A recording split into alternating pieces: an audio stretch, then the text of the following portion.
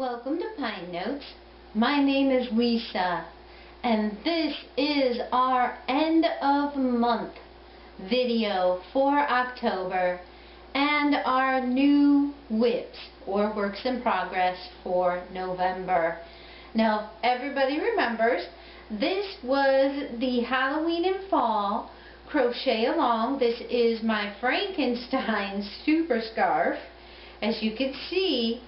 But what I did this month was I made little wrist warmers out of the squares, and all you do to make those is simply sew your squares together on the wrong side, leaving plenty of room for your thumb.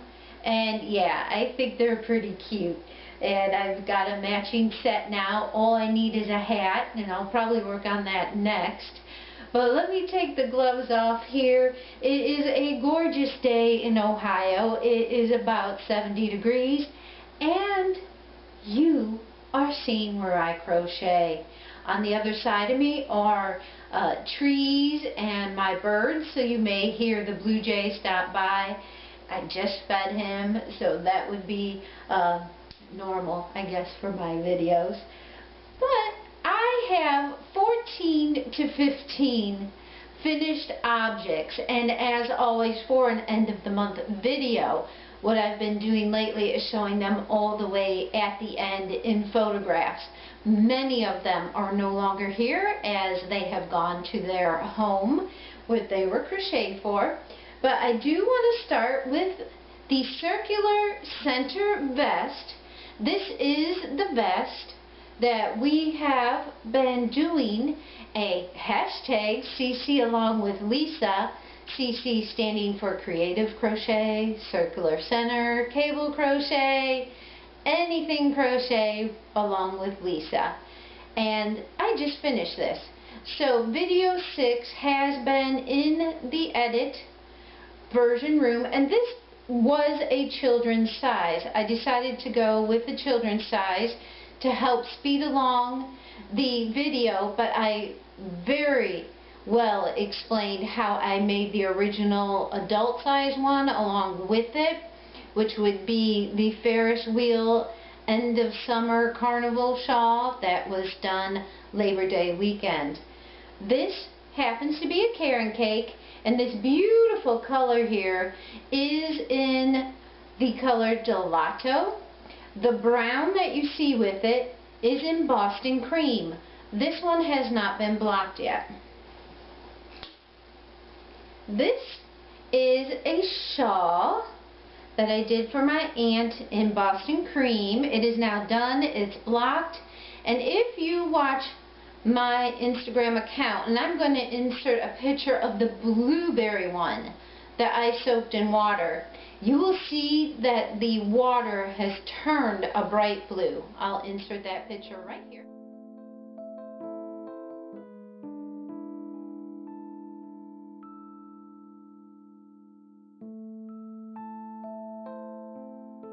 Yes, both of these bled fairly well into the water. And this is 20% wool and 80% acrylic, and it did say hand wash on it. It was blocked in cold water and cold water only, no soap. I posted a picture of this on Instagram, and other people did confirm that they did have bleeding. One of them as bad as the blueberry, and another one who did a light color, it wasn't so bad. Now I'll tell you what, I blocked my blue acorn poncho. I didn't have such bad bleeding, so just do be careful. I did do a tomato, if you remember, my Tomato Queen poncho is made out of red velvet. That hasn't been blocked, and since it has fisherman's wool in it, in the color natural, I doubt I will block that. That is a personal poncho for me, so I don't mind so much that it's not blocked, because you know when you own something, you're forever changing it. I still think I may add fringe to it as well. So this one is going to be shipped off to my aunt. And like I said, I just wanted to show you those few things, because at the very end of this video I will talk over the 14 or 15 finished objects that I did for the month of October. So let's get straight into our November WIPs. Yeah. This is it. My pumpkin spice tea house wrap. Posted a picture on Instagram of this as well. And if you notice, behind me here, about as big as my love seat, is the one I did in the blue color. And it is finished, it's blocked. I did sew on the two ends here. And I kept the middle one on its little French hook here. So in cases where I just want to lay it against a couch for me to pull around when I need it, I can without sitting on this. I will probably do the same for the warm toned poncho. And I'll show you the colorways here. For this center triangle right here, we do have this gorgeous pumpkin spice color, and it looks just like pumpkin spice, and it's called Yosemite, just like the Heartland National Parks that it's named after. After that, we will go to our Mammoth Cave, and you've seen Mammoth Cave several times with me. This was first featured in my Christmas in July video as one of the natural trims for stocking. It was also used back here in the cooler toned one as well. And then after that, we have the beautiful Arcadia Tweed. And this was the one I picked up a couple weeks ago in the small Labor Day haul. And this has the beautiful tweedy colors in here.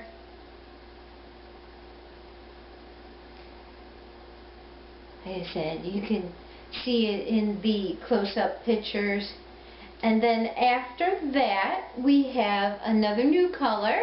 And this one is called Bryce Cannon. And this is a gorgeous harvest gold, verging on mustard, but not quite. So this is just a nice heathered mustard. How's that? Very fall, very gorgeous. Again, another Heartland yarn. And last but certainly not least is our regular Grand Canyon. You will find that both Grand Canyon and Mammoth Cave are wonderful neutrals because they go with either cool tones or warm tones, and I keep these in stock at all times. They are working wonderfully in the tea house wrap. And again, this is a free pattern. I will link both below, and one is on Ravelry and one is on the designer's website, Two of Wands itself. Now, what else I have going on as far as WIPs are a wonderful lavender Virus Shawl, and this is a sale. This one's already paid for, and I'm working my way through that. And then I'm restocking my website, and this one happens to be the Peaches and Cherries Jubilee. Now, every single shawl will be a different pattern. That's what makes it unique. That's what makes it special. And last but certainly not least, Granny Stitch Poncho. I hope you guys join us for a quick and easy beginner's tutorial on how to make your poncho. Now, you have to remember, this is a beginner teaching other beginners. If you're new to my channel, I have been crocheting a year and 11 months now. What I do is teach other beginners how to crochet. For example, the Virus Shawl tutorial I did from a chart. And now one of my Instagram followers asked me to do a quick tutorial on this, so I am. This is done in our beautiful Landscapes yarn.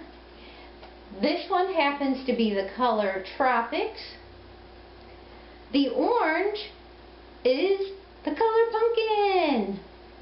And then I will be working some burgundy, some gorgeous burgundy into it as well. I almost feel like calling this the cornucopia. It's a beautiful, beautiful colorway. So join us for that. Part 2 should be posting real soon as we work along together on this. Now you're probably wondering why I segment these videos up as far as the crochet alongs together. It is because the time to upload even a simple 20-minute video is a very long time for me to do nothing but wait for it to upload. There are other people in the house who need the internet as well. So I like to break them up and hence not have as much downtime on the computer. So that's why I need to break these up. Like for example, whenever I do my end of month videos, it does take a long time, almost all day for them to load because it's almost an hour long. So we will try and keep this short, but I'd love to visit with you. Now moving on, I'm looking at my notes if you're wondering what I'm looking at down here. Moving on, I do have some milestones to go through. So I'm going to insert a picture.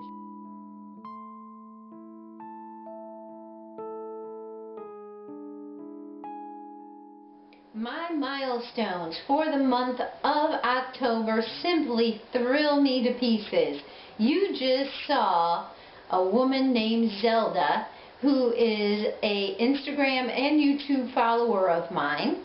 I met her through Jan of Urban Gypsy Crochet YouTube, and Z purchased a shawl from me, a Virus Shawl, in the colors of the peaches and cream Jubilee kind of Sunday, and she did that wonderful photo shoot. Now if you go to her Instagram account, she will list all of the artists, and I think that's fantastic that she listed all the artists and the photographer who helped her along on her journey and her fabulous photos.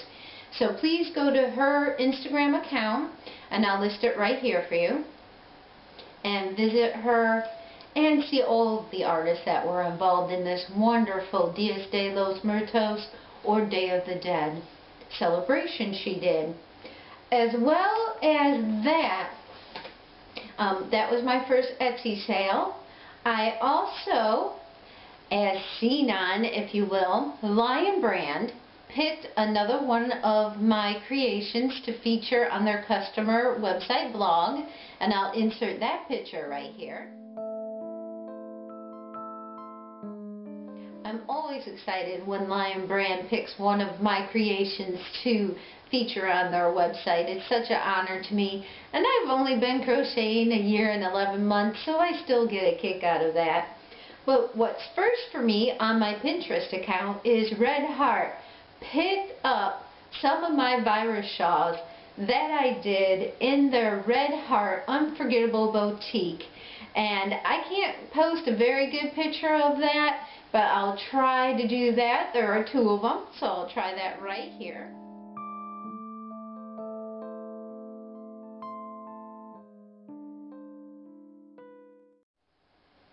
And you can go to their Red Heart Unforgettable Boutique Pinterest and see my Virus Shawls on those. So that was brand new this month too. I was pretty excited about this. But my biggest thrill was one of my favorite YouTubers out there, and that would be Emma from Potter and Bloom. She runs Crochet Girl Gang on Instagram, and she picked one of the lavender Virus Shawls I did because she sadly had a cold, and I was one of the 4 pictures. Thrilled. Thank you, Emma. I appreciate it. Thank you, Z. Thank you, everybody out there. I sincerely appreciate everything you do for me. Now, our next segment is Hey Back or Hello To. And I would like to say hello to someone on Ravelry. Yes, I also have a very small account on there. I don't have a group page or anything, but I am personally on there, and I do list some of my projects as I go. For example, I just uploaded this tea house rat, and I hope I have her username. I'll write it right here correctly. Happened to write me a beautiful letter saying that she's been crocheting, and I will correct this as well, a very long time, and I want to say 50 years, and she learned a new stitch called the virus stitch. I truly believe you never stop learning in crochet or in life. So that was a beautiful letter. I sincerely appreciate when someone gets in touch with me to tell me that I helped them along the way. And another hello back to Lorraine Pugh of Lorraine Pugh Designs. She mentioned me in last week's video about placing 2 rectangles together to make a poncho. And I think it's just wonderful when other creative persons, she in her own right has many patterns available. Please visit her on Revelry as well and look at her patterns and designs. I am far from being a pattern writer. I am a maker, so all of my videos will be crochet alongs, just some beginner crocheters getting together and crocheting along together. I can imagine you here where I crochet with me with a cup of coffee or a cup of tea and crocheting with me. So I sincerely appreciate everybody who leaves a kind word or a kind comment on there. And then my next category is whatever happened to. And I am going to bring up the bag to my lap. And whatever happened to my cable crochet? Another longtime subscriber of mine and supporter, and I want to say friend, happened to write me and said, Lisa, how is your cable crochet coming? Well, quite truthfully, in the summer months, I was pretty good about doing a row or 2 here and there just to keep up with it, keep the pattern in my mind and fresh. I did a video on archiving the pattern with a crochet charting software, and that was back in March, I believe. But because I worked on it a little bit pretty much during the summer months, it is now long enough for me to make a sweater. And yes, a sweater needs to be long to cover my bum. That's a requirement pretty much in any top that I make. I like to cover all the way down, and this may have, when I get done with the whole thing, I may do a couple inches of a border of some sort, not quite sure what, but this is the cable crochet, and yes, it is time to bring it back out. What delayed this is a little tutorial for the circular center vest. I had a handful of people who wanted that first, and the weather, quite frankly, was nice enough to still make a vest. Now we're getting into the colder November, December. I will do a crochet cable video, and we'll make a little pillow because this couch right here, I need a little pillow for my arm, and it's going to be a nice cabled stitch one. This is made out of Heartland yarns, and it is in the color of King's Canyon. It is a gorgeous green, and I just lost the sunlight here, so if I can't get a good color of this up close, I will post a photograph of it. But keeping in mind, because I did write this pattern, I can teach it to you. Not right. I simply did it and then archived it. There was no pre-thought here. I crocheted it first. The more cables you have, the more yarn disappears. Cables eat up yarn like crazy, and I love cables. So the front of my sweater, as you see here, will be cable. The back, I think I'm planning to do a nice knit loom, something flat and smooth. And you know I've been wanting to try that knit loom for a very long time, and I figure a nice flat long piece would be perfect to try. Some simple sleeves. It'll be the first time I'm making sleeves, and I'm thinking if I can, maybe some cable detail on the cuff, But again, that's the fun part about creative crochet. Fit it to your body as you go. I am making rectangles, and I'm using one of my favorite sweaters matched up to this one for sizing. So yes, a couple of videos back in March, you will see the real sweater I'm matching this up to. So that's a new segment, Whatever Happened To. And I promise this is the only one I have hiding in here. Well, except for this hat. Yeah, I really need to go through these bags a little more because it's time to pull out my hat. I think we'll just keep that out a little bit here. And that was that segment. I do want to mention my charity along, or community along. The community along was started by Handmade Woolen, and I'll write their username right here on YouTube. This is an event that's happening on their Reverly account, and I am partaking in it. And what that is putting yourself out there in the community in a way that's different for you. Well, you guys know me being in front of the camera is very different for me. I went to an alpaca farm in my local community. I also visited some local merchants who deal in handmade goods in downtown Oberlin, and that is Oberlin College in Ohio, which isn't too far from me. And also what I'd like to do is a charity along. I am currently doing Make One, Give One. So if I make a cow, I will give away a cow. And I'm not going to talk about it too much right here because I want to do a single video about that. But that starts November 5th and runs through December 5th. And you know what? You don't have to be a crocheter or a crafter to join us. I will talk more about that in a separate video. So what else we have going on is inspiring. I want to talk a little bit about what's inspiring me right now. And it's this book. My cousin Martha sent me a wonderful message on Facebook. And for all of you out there, Facebook is just for my family. It is a private account. I have less than 40 people on there.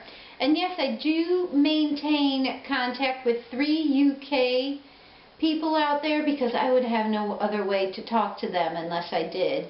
So I only have contact with 3 UK people on Facebook plus my family. And I prefer to keep it small. So my cousin contacted me and sent me a lovely message. And it had to do with my mother's mom, whose name is Esther. Esther died 6 months after my parents were married. And if you watched my August video, you know my parents have been married for 50 years. And so I never got to know my grandmother. In fact, my cousin didn't know much about her either. But we do know she loved crochet. And she shared this book with me, or one just like it. So I am going to insert, this book is in delicate condition. So again, this is going to be another separate video to come where it's just my hands showing you the book and the inspiring crochet in it to me. So I'm going to run a couple pictures right here for you.